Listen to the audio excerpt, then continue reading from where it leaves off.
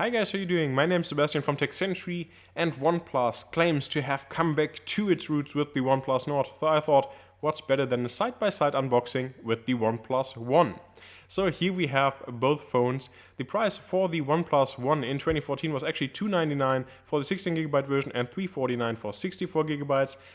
Today in 2020 we pay $480 for the 128GB version of the Nord or $590 for the 256GB versions, and here we then already see both phones side by side. And yes, they definitely look different, but they're still the original OnePlus vibe around, I would say. And one thing that's very interesting is that the box shape of the OnePlus One, as you can see, was very unique, and that it wasn't even space for a charger, so it came in a separate box. We of course had the SIM ejector tool. On the right side we have a welcome ladder here for the Nord. Then we see the micro USB cable on the left side, which was red and very unique. And on the right side we see that with the Nord we actually get a case included that also feels very nice in the hand. So that's great to see and wasn't included on the One. And of course we also have the SIM ejector tool, which isn't a big surprise, and also some stickers and some other literature as well. Moving on, you can actually see on the left side that there was the separate box with the charger because there was no space in the product box itself, and that the charging cable is still red here on the Nord on the right side. And of course we also have here power bricks, but the one on the Nord is actually a fast charger with warp charge, which is very nice to see.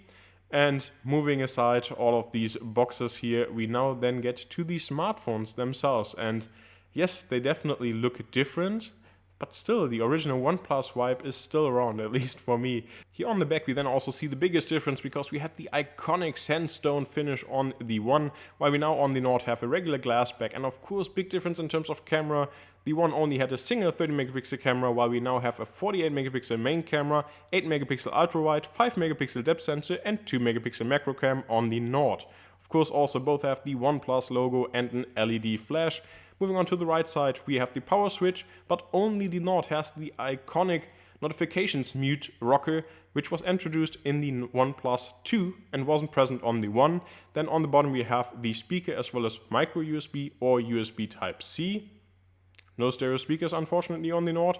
And then on the other side we only have the volume up and down rocker, and then at the top we have the microphone and a headphone jack on the One, but not present on the Nord anymore. But now let's move to the front of both devices, and here we can see that we only have a single 5MP camera on the front of the One, while we now actually have a 32MP main camera as well as an 8MP ultra wide on the Nord, and both are booting up. So here we get into the smartphones themselves with their lock screens after setting them up, and you can already tell that the difference in terms of display brightness is huge.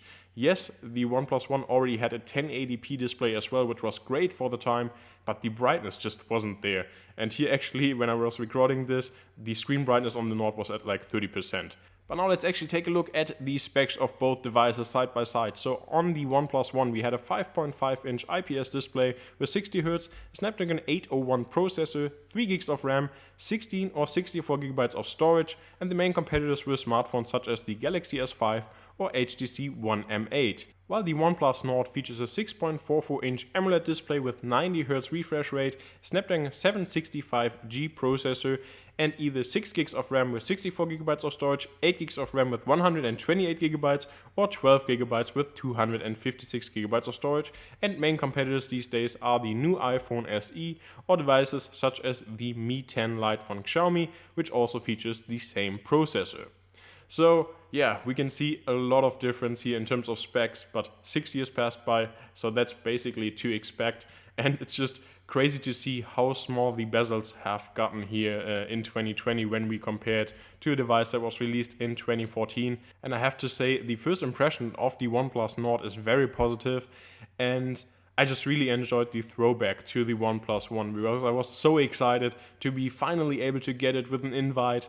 And there are just a few things that I just completely forgot, like the unusual box design, like that you could switch between on-screen and actually capacitive buttons below the display, that there was no Oxygen OS, that there was CyanogenMod mod installed and things like that, and I just really enjoy that. So I hope that you guys enjoyed this throwback as well. Let me know in the comments and like the video if you enjoyed it. Thanks for watching, see you next time.